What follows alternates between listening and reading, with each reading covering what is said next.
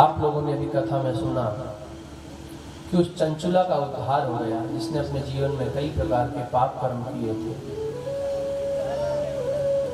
माता पार्वती ने उसको सखी बना लिया। एक दिन चंचुला ने पार्वती माता से कहा, हे देवी, हे जगदम्बिके, हे शिव प्रिय, इस समय जो मेरे पति हैं उनकी क्या गति हुई, क्योंकि उन्होंने भी जीवन में बहुत पाप कर्म किए थे। वो कहाँ है, मुझे बताइए। पार्वती माता जी ने दिव्य दृष्टि से देख करके बताया कि इस समय जो तुम्हारा पति है अपने पाप कर्मों के फल स्वरूप लाखों वर्ष तक नरक यातना भोगने के उपरांत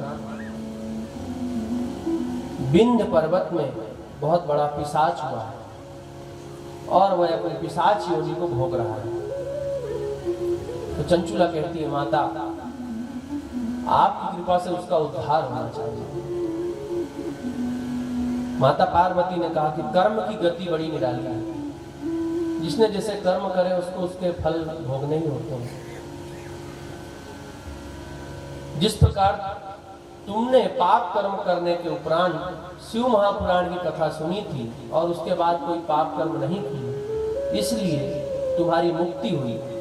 शिव महापुराण की कथा सुनने के उपरांत तुमने आगे का जीवन पूरा भक्ति में लगा दिया, इसलिए तुम मेरी प्यारी सखी हुई, तुमको शिव लोक में वास प्राप्त हुआ। उसी प्रकार तुम्हारे पति को भी शिव महापुराण की कथा सुनना होगी। आप लोग भागवत में सुनते हैं ना, धुंधुकारी का उद्धार होता है भागवत जी सुनने से, प्रेत योनि से। उसी प्रकार की कथा है। कोई पिशाच योनि में चला गया है, प्रेत योनि में चला गया है, तो उसके लिए भी उद्धार का विधान है। मनुष्य रहते रहते उद्धार हो जाए तो सर्वोत्तम। बाद में क्या पता हमारे पुत्रों ने या किसी ने हमारे लिए कुछ किया, भागवत सुनवाई कि नहीं सुनवाई, या शिव महापुराण या अन्य पुराण सुनवाए या नहीं। इसलिए जीवन रहते हुए ही अपने उद्धार का साधन करना चाहिए।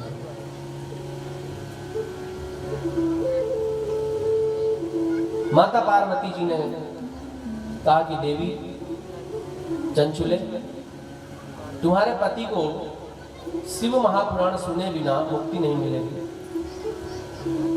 तो चंचुला कहती है, माता आप तो सब कुछ करने में समर्थ हैं, मेरे पति को शिव महापुराण सुनाने की व्यवस्था होनी चाहिए।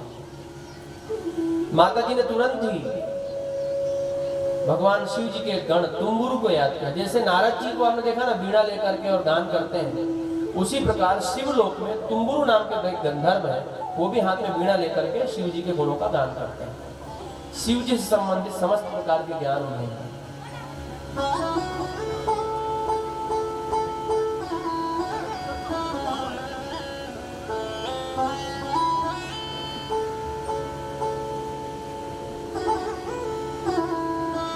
पार्वती माता जी ने तुम्बुरु को याद किया और कहा, हे तुम्बुरु, तुम इसके पति को शिव महापुराण की कथा सुनाओ।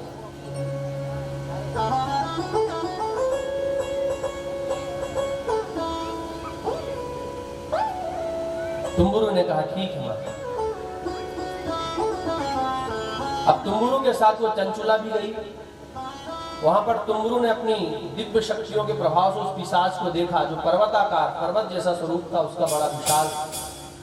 और जब ये भगवान की कथा कहना आरंभ करे तो वो, क्योंकि पाप कर्म, जो हमारा मन, जो लोग पापी होते हैं ना, उनका कथा में मन नहीं लगता। उनका मन कभी इधर जाएगा कभी उधर जाएगा, एक जगह रहेगा ही नहीं, एकाग्र ही नहीं होगा। तो वो तो पिशाच योनि में था, उसका मन कैसे स्थिर रहता है, वो चलायमान है, कभी इधर जाए कभी उधर जाए, कथा ही ना सुन पाए। तुम्बुरु जी ने फिर भगवान शिव का स्मरण करके उसको एक पास से, अर्थात एक रस्सी से मंत्र के प्रभाव से बांध दिया और बांध करके बैठा दिया। बोले अब कथा सुनो। और फिर उनको शिव महापुराण की पूरी कथा सुनाई। शिव महापुराण की कथा सुनते ही उसका पिशाच योनि से वह मुक्त हो गया और दिव्य रूप धारण करके भगवान शिव के लोक को गया और भगवान शिव जी ने उसे अपना एक गण बनाया है। बोलिए उमापति महादेव की जय। इस प्रकार उस बिंदुक का भी उद्धार हो गया। सूत जी महाराज कहते हैं, ऋषियों,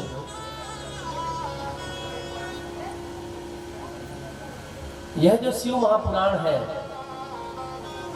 या तो इसको नित्य सुने या नित्य इसका पठन करें।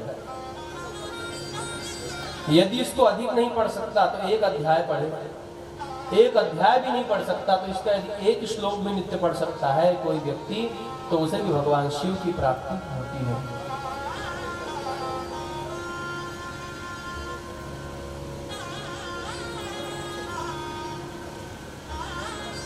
इस शिव महापुराण को अलग अलग स्थानों पर पढ़ने की महिमा बताई है। यदि शिव जी के मंदिर में पढ़ें या उसको सुने किसी शिवालय में, तो भी उसका कई गुना फल है। बिल्व का वृक्ष हो आसपास, कहीं बिल्व पत्र का, उसके नीचे आसपास पढ़ें तो भी अनंत गुना फल होता है, क्योंकि बिल्व वृक्ष में भगवान शिव जी का ही निवास है। इसी प्रकार गौशाला में या प्रयागराज में या काशी विश्वनाथ क्षेत्र में अलग अलग इन किसी भी तीर्थ में शिव महापुराण का श्रवण करना चाहिए। कहीं भी संभव नहीं तो फिर अपने घर पर ही किसी विद्वान ब्राह्मण को बुला करके कथा का श्रवण करना चाहिए या फिर उसको स्वयं पढ़ना चाहिए। लेकिन कलयुग में पढ़ने की अपेक्षा सुनने की महिमा अधिक है। उसका कारण है, पुराणों में कई प्रकार की बातें आती हैं, उनको हर व्यक्ति अपने अच्छी प्रकार से नहीं समझ सकता। तो जो व्यास जी उसको अच्छी तरह से समझा सके जिस विषय को, उनसे ही उस कथा को श्रवण करना चाहिए।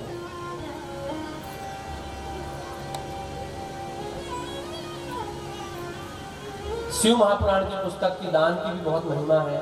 उसका दान अश्वमेध यज्ञ जैसा फल प्रदान करने वाला बताया गया है। और दान की बड़ी महिमा शिव महापुराण में है, जिससे यथाशक्ति जितना दान हो उतना करना चाहिए।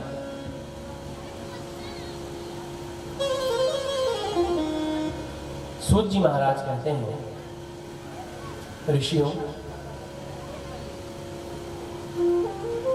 इस प्रकार यह शिव महापुराण की महिमा मैंने आप लोगों से गाई। इसका सुनने वाला एक बार भी किसी ने सुना हो, देखो इन लोगों ने तो गलती से सुन लिया था। जैसे पहले कथा आती है कि देवराज नाम का जो व्यक्ति था, जो पापी था, उसने तो गलती से कथा सुन ली थी। वो कथा सुनने थोड़ी गया था। जब गलती से कथा सुन लिया किसी ने, अनजाने में ही कथा सुन लिया है, तब जब मुक्ति हो सकती है। तो जो जान करके अपने यहाँ आयोजन कराएंगे, शिव महापुराण सुनेंगे, उनकी मुक्ति क्यों नहीं होगी? अर्थात अवश्य उसे शिव की प्राप्ति होती है। दूसरी बात, कई बार लोग हमें कहते हैं कि जिस व्यक्ति ने शिव महापुराण का आयोजन कराया है, मतलब जो यजमान है, जिन्होंने संकल्प किया, उनको ही फल मिलेगा। तो ये ध्यान रखिए कि अभी दोनों कथाओं में कथा किसी ने भी सुनाई हो और किसी ने भी सुनी हो, लेकिन वहां जितने भी बैठे थे उन सबको भगवान की प्राप्ति हुई है। यहाँ पर उस पापी चंचुला की बात ले लेते हैं या देवराज की बात लेते हैं, उन्होंने उस कथा का आयोजन नहीं कराया था। वो तो केवल बाहर बैठे हुए थे, ऐसे उनके कान में आवाज आ रही थी, उन्होंने सुन लिया, उससे ही मुक्ति हो गई। तो यहाँ पर जिन लोगों ने कथा का आयोजन कराया है, उनकी तो उद्धार होना ही है, क्योंकि वो यजमान है, उनको तो पुण्य प्राप्त होना ही है। लेकिन कोई भी इस कथा को जो सुनेगा, क्योंकि श्रवण का फल है, तो उसको सुनने का पूरा फल प्राप्त होता ही है, चाहे आपने कथा करवाई हो या न करवाई हो। तो इसलिए ध्यान रखिए कि जो लोग सुन रहे हैं, केवल उनका तो पैसा भी नहीं लग रहा है, केवल आगे सुनना ही है। तो इसलिए अवश्य सुने, अधिक से अधिक सुने। अब हम लोग शिव महापुराण का आरंभ करते हैं। यहाँ से अभी तक महिमा सुनी है। एक बार प्रयागराज में ऋषि मुनियों का सत्संग हो रहा है। शिव महापुराण में दो बातें अलग हैं अन्य पुराणों से। अन्य पुराणों में कई कथा की शुरुआत नैमिषारण्य नाम के तीर्थ से होती है। यहाँ पर कथा की शुरुआत प्रयागराज से भी होती है। वर्णन आता है कि प्रयागराज में नैमिषारण्य का भी बीच में वर्णन आता है एक संहिता में, लेकिन यहाँ पर आरंभ में जो विद्येश्वर संहिता है उसका आरंभ प्रयागराज से, गंगा यमुना सरस्वती के संगम से है। एक बार प्रयागराज में 60 कुल ऋषियों का, मतलब 6 कुल के जो ऋषि थे उनका समागम हुआ। अब यहां से देखिए विद्येश्वर संहिता आरंभ। प्रश्न वही है जो महात्मा पूछा था। महात्मा में जो शौनकादि ऋषियों ने प्रश्न किया था उस प्रश्न को मैंने यहाँ दोहराया नहीं है, क्योंकि किसी भी ग्रंथ का आरंभ प्रश्न से ही होता है। यहाँ पर भी कथा का आरंभ सूत और शौनक संवाद से है, लेकिन मैं पहले दोहरा चुका हूँ। महात्मा के आरंभ में जो पूछा था शौनक जी ने कि दुराचारी मनुष्यों की मुक्ति कैसे हो सकती है, यह बताइए। वही प्रश्न शिव महापुराण के आरंभ में भी शौनक जी ने सूत जी से पूछा है। उसी के उत्तर में शिव महापुराण सुना रहे हैं। पहले तो शिव महापुराण की महिमा सुन लिया आप लोगों ने, अब शिव महापुराण का आरंभ है। यहाँ से 6 कुल के ऋषियों का विवाद हो गया आपस में। विवाद किस विषय में हो गया? उनका सत्संग चल रहा था आपस में। तो कुछ विष्णु जी के मानने वाले थे, कुछ ब्रह्मा जी के मानने वाले थे, कुछ शिव जी के भक्त थे। तो जो जिसका भक्त था वो उसको ही बड़ा बताएगा, वो कहे कि ब्रह्म तो केवल विष्णु है। कुछ लोग बोले कि नहीं ब्रह्म तो शिव है। अब यहां ध्यान रखिए, ब्रह्म और ब्रह्मा अलग अलग है। ब्रह्मा अलग विषय है, ब्रह्म अलग है। मात्रा का ध्यान रखिएगा। ब्रह्मा जो सृष्टि की रचना करने वाले देवता हैं, जो इस विधि को बना रखा है जिन्होंने, उनको ब्रह्मा कहते हैं। ब्रह्म परब्रह्म परमात्मा है जो निराकार होता है और भक्तों के लिए साकार रूप में प्रकट होता है। तो उन्होंने कहा कि जो चराचर जगत में व्याप्त है, मन और वाणी से परे है, मन और वाणी भी जहां तक नहीं पहुंच सकती, वह परब्रह्म परमात्मा कौन है? यह प्रश्न है आपस में। इस विषय का विवाद है।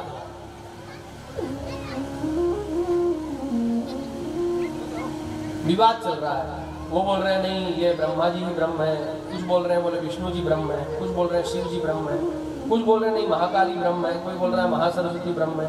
आपस में झगड़ा होता है। उन्होंने कहा झगड़ा करना ठीक नहीं है ज्ञानी लोगों को। मूर्ख लोग झगड़ा करें तो समझ में आता है, ज्ञानियों में तो केवल ज्ञान की बात होती है। इसलिए हम लोग ब्रह्मा जी के पास चलते हैं। इनके पास? ब्रह्मा जी के पास, लोक पितामह ब्रह्मा, जिन्होंने सृष्टि की रचना की।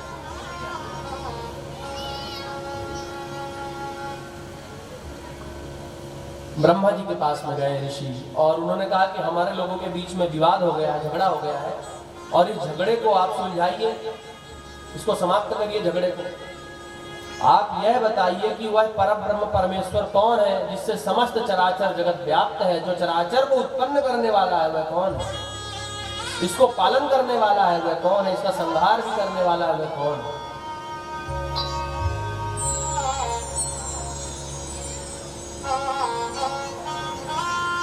ब्रह्मा जी कहते हैं कि किसी समय ऐसा ही मोह मुझे भी हो गया,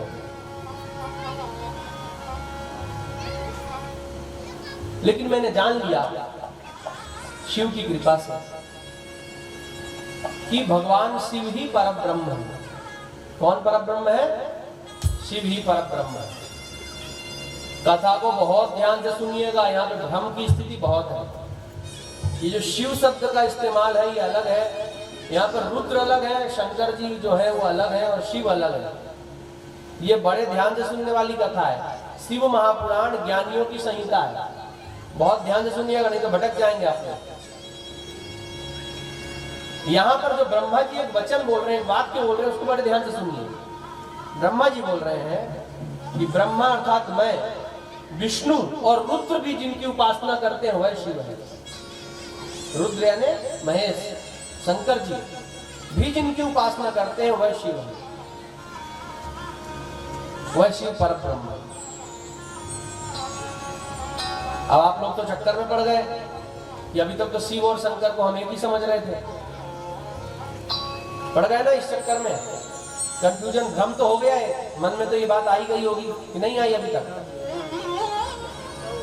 तो उसके लिए आगे कथा सुनिए। भ्रम का निवारण भी कथा में ही होता है। बड़े ध्यान से सुनिए। ब्रह्मा जी कह रहे हैं कि ब्रह्मा, विष्णु और रुद्र जिनकी उपासना करते हैं, जिनकी कृपा से ब्रह्मा को सृष्टि रचना का ज्ञान होता है, विष्णु को उसका पालन करने का ज्ञान होता है और रुद्र को उसका संहार करने की शक्ति प्राप्त होती है, वह शिव है और वही परब्रह्म है। वो मन और वाणी के परे है, उनका कोई रूप नहीं है, वो निराकार है, लेकिन भक्तों पर कृपा करने के लिए कोई रूप धारण करके उनको दर्शन देते हैं।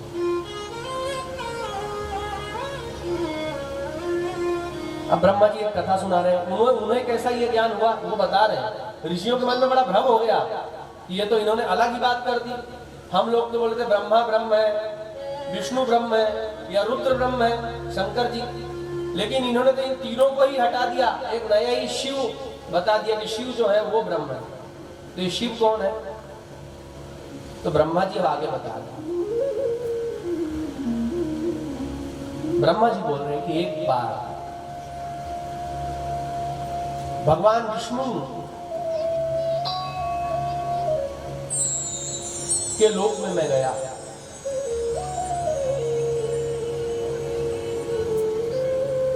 और उनसे कहने लगा, हे वत्स विष्णु, मैं तुम्हें उत्तम ज्ञान प्रदान करूंगा। विष्णु जी बोलते हैं, अरे ब्रह्मा जी, आप तो मेरे पुत्र हैं, आप तो मेरी नाभि से उत्पन्न हुए, आप मुझे क्यों पुत्र बोल रहे हैं?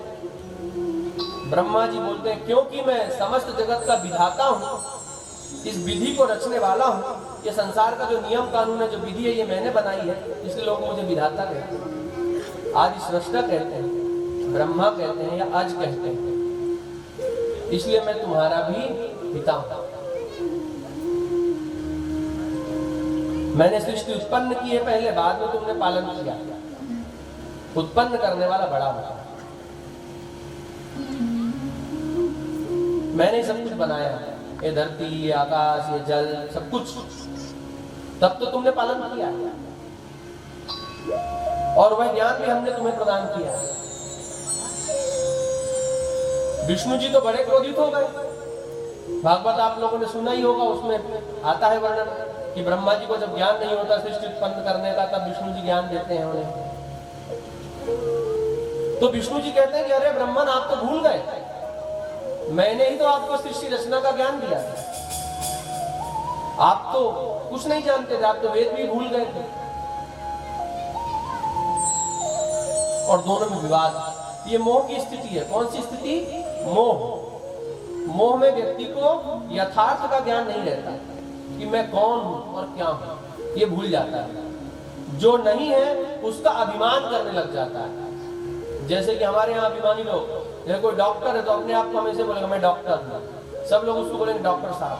अब वो एक मनुष्य है, लेकिन उसकी विद्या के कारण उसे लोग डॉक्टर साहब बोलते हैं। और यदि कभी किसी गलती से किसी व्यक्ति ने उसको नाम लेके बुला दिया तो उसको बुरा लग जाता है, क्योंकि उसको उस बात का अभिमान हो गया कि मैं डॉक्टर हूँ। वो डॉक्टर शब्द सुनना ही उसे पसंद है।